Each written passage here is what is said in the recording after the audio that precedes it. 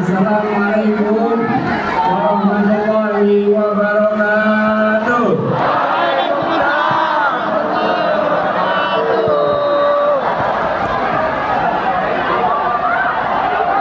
Ibu dan bapak semua, saudara sekalian, untuk apa kita berkumpul di tempat ini? Untuk apa kita berkumpul di sini? Aktivitas lagi. Kenapa? Kenapa? Akornya berapa? Akornya berapa? Tangannya semua.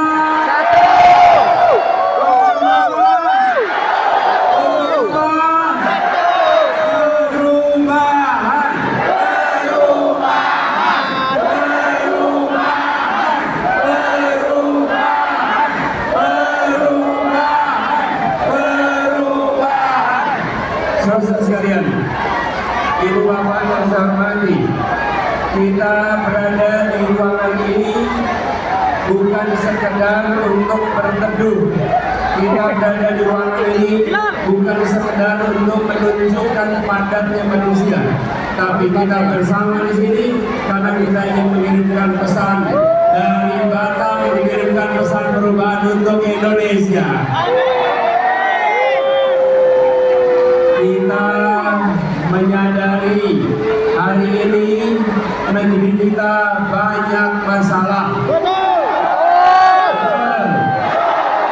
Negeri kita sedang di persimpangan jalan. Ibu bapak semuanya, apakah lapangan pekerjaan mudah atau sulit?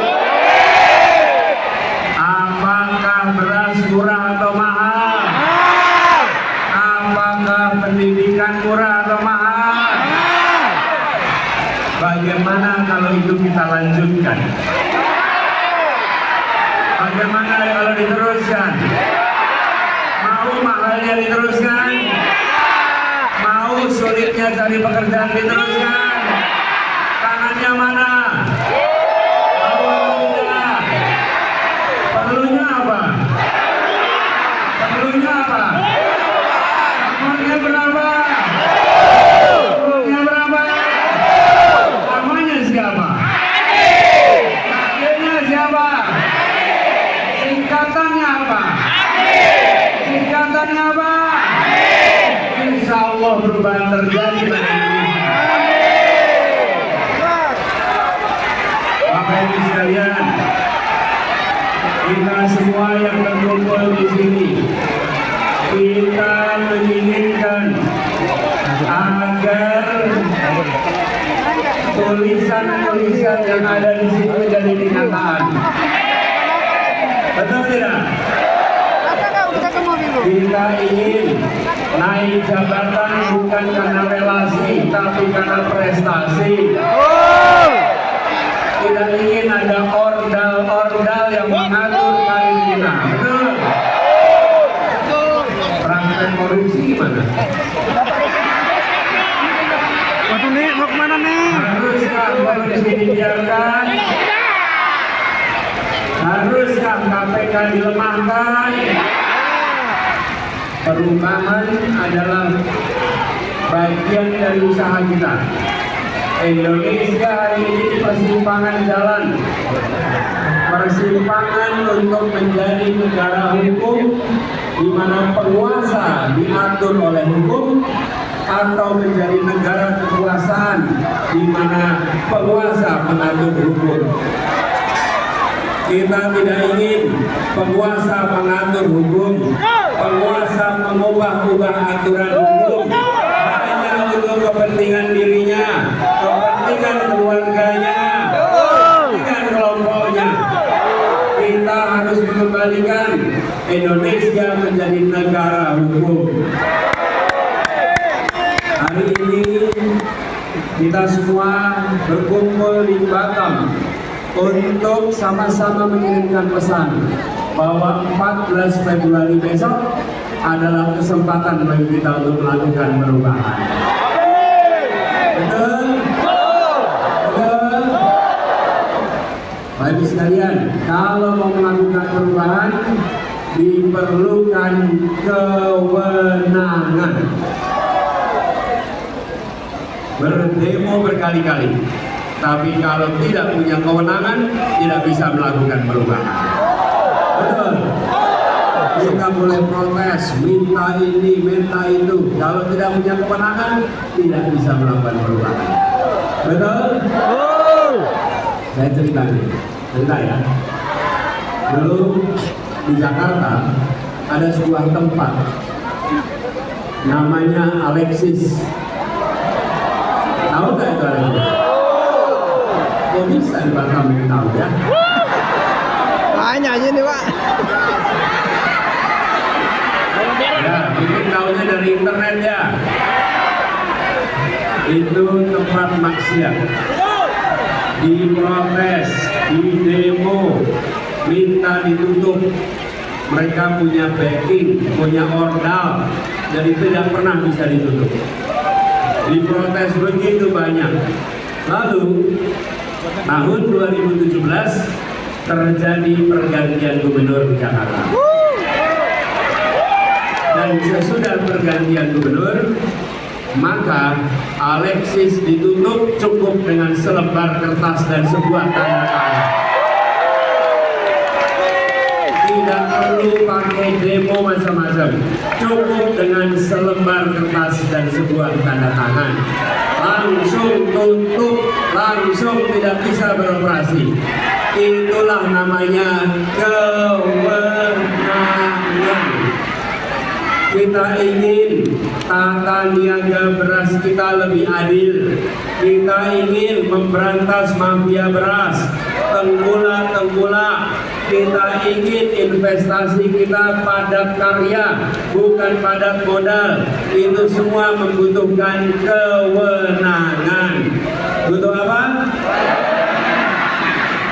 Nah, tanggal 14 Februari, 1 bulan dari sekarang, rakyat Indonesia diberikan kesempatan untuk menentukan waktunya hanya 5 jam, 6 jam, dari jam 7 pagi sampai jam 1 siang. Selama waktu itu, rakyat diminta untuk menentukan kepada siapa kewenangan itu akan diberikan. Saudara-saudara semua, kewenangan itu perlu diberikan kepada nomor berapa? Berapa? Kalau mau perubahan, berikan nomor berapa? Tanggal 14 Februari. Bila diberikan kepada nomor 1, insya Allah perubahan itu akan dilaksanakan. Dan itu artinya kita harus bekerja keras dari sekarang sampai 14 Februari. Betul? Yang berkumpul di tempat ini adalah sebagian dari penduduk Batam. Betul? Untuk bisa memenangkan, kita harus menjangkau seluruh penduduk Batam. Siap untuk menjangkau semua? Angkat tangannya. Siap menjangkau semua? Artinya dari sekarang sampai 14 Februari. Dan bila kita kerjakan dengan serius, rasanya perubahan itu akan terjadi di 14 Februari. Kita jadikan 14 Februari sebagai Hari Perubahan Indonesia. Amin Allahumma. Dan ini hanya bisa terjadi lewat kerja keras semuanya. Yang hadir di sini adalah orang-orang yang penuh dengan semangat. Apakah ada yang bayaran datang ke sini? Apakah ada yang karena rupiah datang ke sini? Bapak sekalian, saudara-saudara semua yang datang di sini, saya beritahu, memang di tempat ini semangatnya membara, semangatnya terasa menyala sejak saya tiba tadi di bandara, sampai di pasar, sampai di masjid, sampai di sini. Semua yang ditemui adalah orang-orang yang penuh dengan semangat perjuangan. Karena sekalian, mengumpulkan orang bisa menggunakan uang, bisa bayar uang orang untuk datang dan mengumpulkan ribuan orang. Tapi uang tidak bisa membeli dan menyalakan semangat orang-orang yang datang. Yang ada di sini adalah orang bersemangat, pribadi-pribadi yang menunjukkan kecintaan pada Indonesia, yang menginginkan perubahan. Ibu bapak adalah pejuang-pejuang Indonesia untuk perubahan. Semua yang di sini adalah orang-orang yang penuh semangat juang. Saya bisa merasakan saat jabat tangan adalah jabat tangan dengan penuh keyakinan untuk keberhasilan. Jabat tangan yang tangannya erat mencerminkan semangat perjuangan. Itu tidak bisa bayaran. Dan relawan serta pejuang tidak dibayar bukan karena tak bernilai, tapi karena tak ternilai harganya. Dan semua yang berkumpul di sini adalah orang-orang yang punya semangat juang yang luar biasa. Karena itu PR kita, saya ingin berpesan pada semua, menjangkau seluruh warga Batam. Siap? Menjangkau seluruh warga Kepri. Siap? Bila kita menang di Batam, kita menang di Kepri, insya Allah kita akan bisa menang di Indonesia. Siap memenangkan? Siap jangkau semua? 40 rumah ke depan. Siap dijangkau? 40 rumah ke belakang, 40 rumah ke kanan, 40 rumah ke kiri. Ayo bersama-sama, 40 rumah ke depan, 40 rumah ke belakang, 40 rumah ke kanan, 40 rumah ke kiri. Siap mengajak semuanya untuk pilih nomor? Pilih nomor? Angkat tangannya lagi. Nomor berapa? Ini luar biasa yang kumpul di sini. Salah satu tempat yang saya merasa semangat juangnya dahsyat. Luar biasa. Luar biasa. Insya Allah kita bisa memenangkan di bulan pertama ini. Insya Allah kita bisa memenangkan putaran pertama ini. Kita punya waktu 1 bulan. 1 bulan ini kerja keras. Insya Allah akan terbuka jalan. Dan sekalian, saudara semua, untuk kita bisa berhasil, kita harus memastikan bahwa bukan hanya pilpres yang kita menang, kita harus memenangkan juga DPR dan DPRD kita. Betul? DPRD betul? Partainya apa? PKS. Partainya apa? PKS. Mana bendera? Bendera. PKS. PKS. PKS. PKS. Bapak Ibu sekalian, partai pengusung ada 3, partai pendukung ada 4. Ya, urut abjad, urut abjad. Apa urut abjadnya? Nasdem, PKB, PKS, Umat. Sekali lagi, Nasdem, PKB, PKS, Umat. Apa partainya? PKS. Sekalian yang keras. Idam, PKB, PKS, Umat. Siapa capresnya? Ali, Wakilnya? Ali, Singkatannya? Ali, Partainya? PKS. Kalau kita bisa jangkau semua,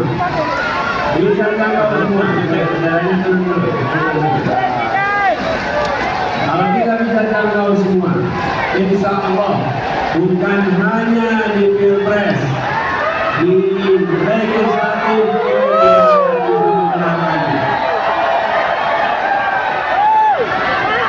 baik sekalian saya hormati, kita menyaksikan hari-hari ini ada banyak sekali praktek ketidakadilan di negeri ini. Karena itu perubahan yang kita gagas adalah perubahan untuk menghadirkan keadilan sosial bagi seluruh rakyat Indonesia. Tidak ada persatuan dalam ketimpangan.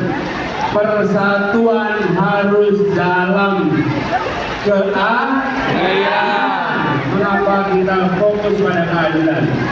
Dan kita menyaksikan peristiwa-peristiwa ketidakadilan terjadi di dekat tetangga kita. Betul? Oh, ada yang mau tulisannya semuanya. Insya Allah semuanya kita selamatkan sama-sama di depan kita. Dan di sini, di Batam ini, di Kepri ini, banyak investasi datang, tapi lapangan pekerjaan yang tidak ada.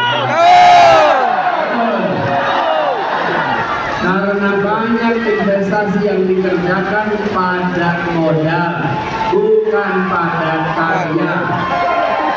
Maka kita lakukan perubahan. Insya Allah investasi yang nanti dijalankan adalah yang pada karya, sehingga menambah lapangan pekerjaan pada semua. Di sini banyak industri, tapi pengangguran dan juga tinggi. Dan di tempat ini kita menyaksikan praktek-praktek orang dalam. Kita juga menginginkan agar warga Indonesia bisa bekerja di tanah sendiri dan jadi tuan rumah di negeri kita sendiri. Semua pekerjaan ilegal asing harus dikembalikan ke kampung halaman. Banyak di sini TKA ilegal. Haruskah dibiarkan? Apa yang harus dikerjakan? Kita ingin kesempatan kerja itu untuk warga kita, bukan untuk TKA ilegal. Betul? Ya, saya baca beritanya di sini banyak yang ilegal. Betul ya? Jadi ini bukan cuma berita aja, ini kenyataan. Dan itulah salah satu yang ingin ucapan di daerah saya. Lalu saya baca di sini air bersih mengalami kesulitan.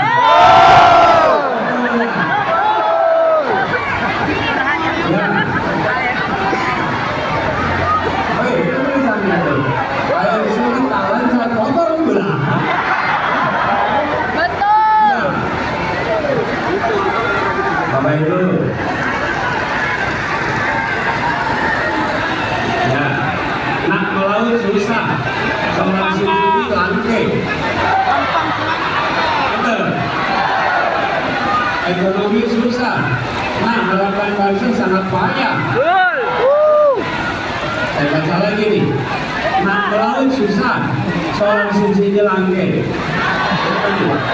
Laut kami luas, penghasilan dia sedikit. Kempang, Pak. Penghasilan dia sedikit itu apa? Kempang. Penghasilan dikit. Ya. Ya. Jadi buat sekalian, saya menemukan ini dengerin kabel ya. Air bersih. Kami di Jakarta, dulu saya bertugas di Jakarta. Waktu kami bertugas di Jakarta itu satu-satunya kota yang punya kepulauan. Kalau kota lain itu punya pulau, kalau Jakarta punya kepulauan, namanya Kepulauan Seribu. Kepulauan Seribu itu, ketika saya mulai bertugas, air bersihnya bermasalah, sulit dapat air bersih. Sekarang alhamdulillah kita bangunkan tempat penyulingan air sehingga di sana bukan dapat air bersih, mereka dapat air minum untuk warga-warga. Kenapa? Karena sekarang membangun instalasi air bersih dengan air minum harganya hampir sama. Bedanya apa? Kalau air bersih itu tidak berbau, tidak berwarna. Kalau air minum bisa langsung diminum dari kerannya. Insya Allah nanti kita kembalikan program air bersih ke Indonesia. Lalu yang melaut para nelayan ya. Rempang.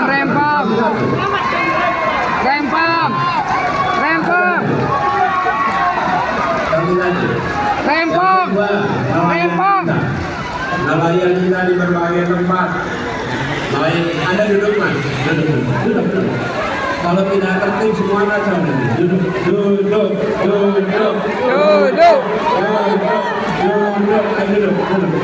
Itu pasti ada di belakang terhalangi ya. Anda ingin memperjuangkan keadilan, Anda tidak boleh bertindak tidak adil pada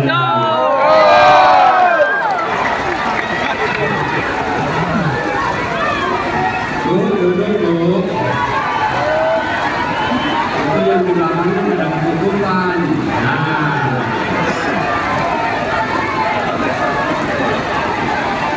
Sampai mana tadi?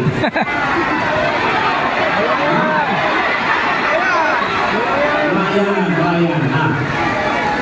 Nelayan kita, saya jumpa dengan banyak nelayan. Nelayan kita menyampaikan, Pak, kita kesulitan solar. Jadi kalau ketemu nelayan masalahnya 3, 1 solar, 2 solar, 3 solar. Di mana-mana solar.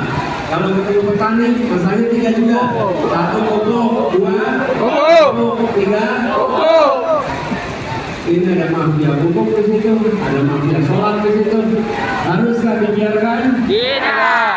Haruskah dibongkar? Harus. Siap kita kerja sama-sama membongkar? Itu semua bukan persoalan rumit. Bapak Ibu, ada banyak masalah di negeri ini. Ada sebagian besar masalah yang bukan rumit. Dari contoh, jalan yang rusak. Jalan rusak itu bukan masalah rumit, tapi kita sering menemukan jalan rusak dibiarkan bertahun-tahun tidak diperbaiki. Asalnya bolong-bolong bertahun-tahun tidak diperbaiki. Bukan karena sulit, bukan karena tidak ada dana, tapi tidak mau menyelesaikan. Kalau ada kemauan, pasti ada jalannya. Kalau ada jalannya, pasti bisa diselesaikan. Masalah pupuk itu sama, itu masalah yang dibiarkan. Masalah solar itu sama, itu masalah yang dibiarkan.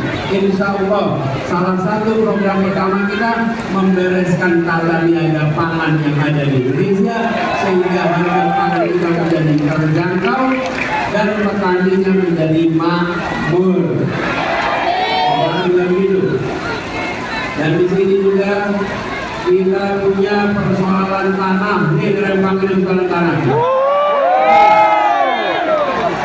Dulu ada yang janji akan menyelesaikan. Siapa tuh? Kalau janji itu sekarang belum terlunasi, insya Allah biar kami yang menyelesaikannya. Biarlah ada orang lain yang berjanji, tapi insya Allah kita tunaikan, bukan apa-apa, karena itu untuk keadilan bagi rakyat Indonesia. Insya Allah. Dan juga saya dapat catatan di sini banyak guru yang bekerja di bawah standar upah minimum. Betul. Ini tidak boleh terjadi. Pemerintah harus mengawasi dan bila ada yang memberikan upah Mami Jiza di depan. minimum, maka harus diberikan sanksi sehingga seluruh yang bekerja di sini mendapatkan keadilan, mendapatkan kesejahteraan. Republik ini dibangun bukan untuk sekelompok orang, tapi dibangun untuk semua rakyat Indonesia. Jadi buat sekalian, itulah sebabnya kita inginkan perubahan. Dan perubahan yang kita kerjakan adalah perubahan yang dilakukan bersama rakyat kebanyakan. Bapak Ibu, kami beberapa bulan ini kalau berkampanye dapat banyak tantangan. Suka izinnya tahu-tahu dicabut. Sudah mau dipakai tempatnya tahu-tahu harus pindah. Nanti dikirimkan fitnah macam-macam. Betul ya? Itu terjadi karena ada yang tidak menginginkan perubahan. Ada yang tidak menginginkan perubahan. Mereka yang menikmati ketidakadilan tidak ingin terjadi perubahan. Haruskah ini dibiarkan? Haruskah kita gentar? Berani menghadapinya? Kita buktikan nanti 1 bulan ke depan kita hadapi semua tantangan ini sama-sama. Jadi saya bilang ini, ada yang tanya tuh, Pak Anies, kenapa balihonya sedikit? Namanya balihonya baru Swakarsa. Jadi gini, kalau yang balihonya banyak itu memang jumlah uangnya mungkin benar. Kalau kita uangnya uang rakyat kebanyakan bekerja bersama